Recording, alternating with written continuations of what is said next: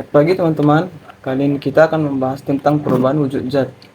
Tetapi sebelum itu, izinkan saya memperkenalkan nama saya terlebih dahulu.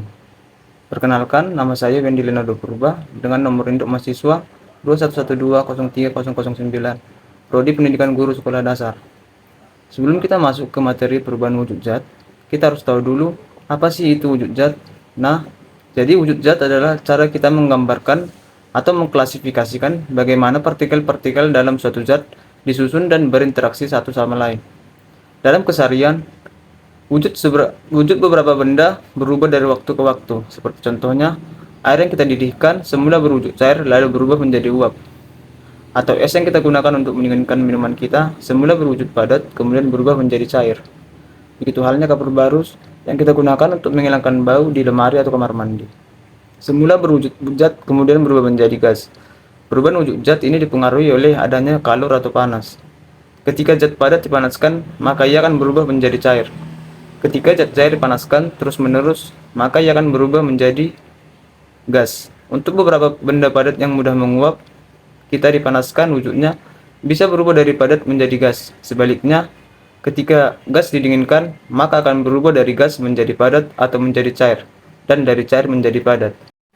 Terdapat 3 wujud zat utama. Yang pertama, padat. Pada wujud padat, partikel-partikel dalam zat sangat rapat dan terkunci dalam posisi tetap. Ini menghasilkan bentuk dan volume yang tetap. Zat padat biasanya memiliki struktur yang teratur. Beberapa contoh zat padat adalah batu, kayu, besi, dan es. Lalu yang kedua, cair. Dalam wujud cair, partikel-partikel dalam zat masih berinteraksi satu sama lain, tetapi mereka lebih longgar dibandingkan dalam wujud padat.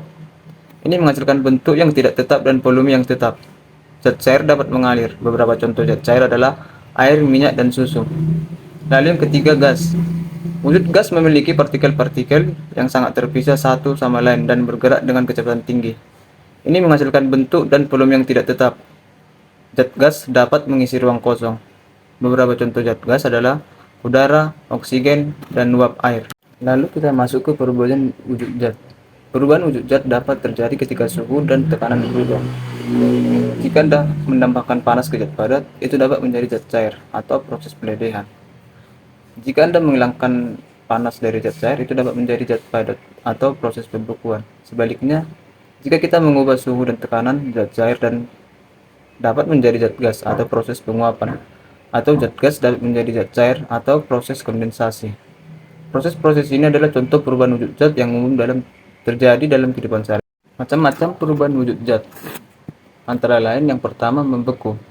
Membeku adalah perubahan dari wujud cair menjadi wujud padat. Misalnya, ketika air cair dibekukan, itu akan berubah menjadi es, dan bentuknya akan menjadi lebih kaku. Yang kedua, mencair. Mencair adalah perubahan dari wujud padat menjadi wujud cair. Contohnya, ketika kita memanaskan es tersebut akan menjadi cair. Lalu yang ketiga, menguap. Menguap adalah perubahan dari wujud cair menjadi wujud gas. Ini terjadi saat zat cair dipanaskan, seperti ketika air mendidih dan berubah menjadi uap air atau uap panas. Lalu yang keempat, mengembun. Mengembun adalah perubahan dari wujud gas menjadi wujud cair. Ini terjadi ketika uap air bertemu dengan permukaan yang lebih dingin dan membentuk tetesan air, seperti embun pada rumput di pagi hari. Yang kelima, mengkristal. Mengkristal adalah perubahan dari zat cair menjadi padat dengan membentuk struktur kristal yang teratur. Contohnya adalah pembentukan kristal garam ketika larutan garam jenuh menguap dan garam mengendap membentuk kristal padat. Lalu yang terakhir, menyublim. Menyublim adalah perubahan wujud benda dari benda padat menjadi zat gas. Menyublim membutuhkan kalor atau energi panas. Misalnya kapur barus yang ditaruh di ruangan lama-kelamaan akan habis karena menyublim ke udara. Semua perubahan ini terjadi karena perubahan suhu dan tekanan yang memengaruhi interaksi antar partikel dalam zat. Pengetahuan tentang perubahan wujud zat ini sangat penting dalam pemahaman ilmu kimia dan juga dalam banyak aspek kehidupan sehari-hari, seperti memasak, pendinginan, dan pembekuan bahan-bahan.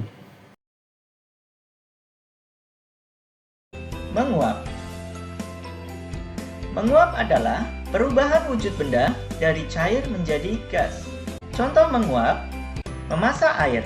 Ketika kita memasak air yang berupa benda cair, lama-kelamaan ketika mendapatkan panas akan berubah menjadi uap air yang berupa gas.